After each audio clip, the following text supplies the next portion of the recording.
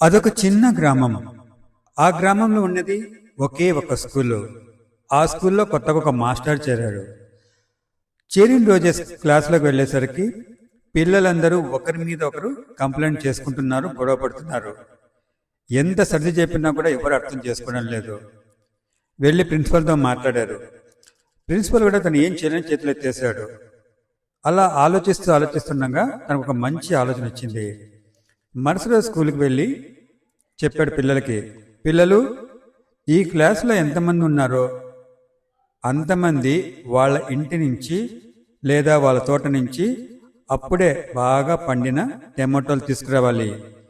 ఎన్ని తేవాలి అని అందరికీ సందేహం వచ్చింది.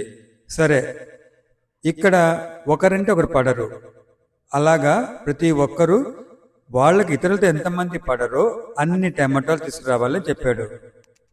వాళ్ళు సంతోషంగా తలూపి కొందరు 2, 5, 10 అలా తీసుకొచ్చారు మరుసటి రోజు. అప్పుడు అడిగారు, ఈ టమాటోలు ఉన్నాయి సార్? ఇవి మా తోటలోవి సార్. మా నాన్న ఈరోజు బజార్కి వెళ్ళి కొనుక్కొచ్చాడు, చాలా ఫ్రెష్గా ఉన్నాయి, కావండి చూడండి అని అందరు పిల్లలు చూపించారు. సరే, మీకు నెక్స్ట్ వీక్ కోసం ఒక అసైన్మెంట్ ఇస్తున్నాను. అదేంటో తెలుసా? ఈ టమాటోలు ఎన్నున్నాయో అవి తీసుకెళ్ళి ఫ్రిడ్జ్లో పెట్టకుండా బయటనే ఉంచండి.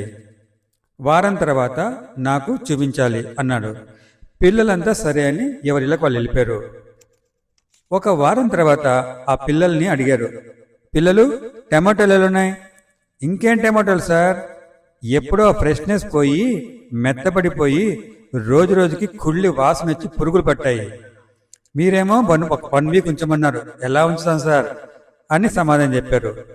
అప్పుడు ఆయన చెప్పాడు, చూడండి పిల్లలు, మన మనసు, హృదయం ఈ రెండూ కూడా మంచి తోట లాంటిది.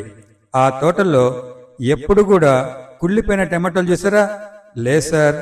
అలాగే మన మనసులో కూడా ఇతరుల గురించి ఎటువంటి చెడాచన పెట్టుకోవద్దు.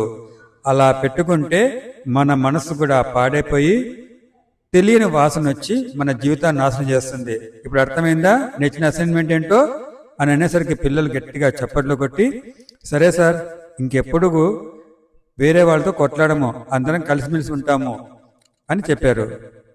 చూసారా, మనసు ఎలా ఉండాలో ఎంత చక్కని ఉదాహరణ చెప్పారు మాస్టారు. తను అభినందిస్తామా?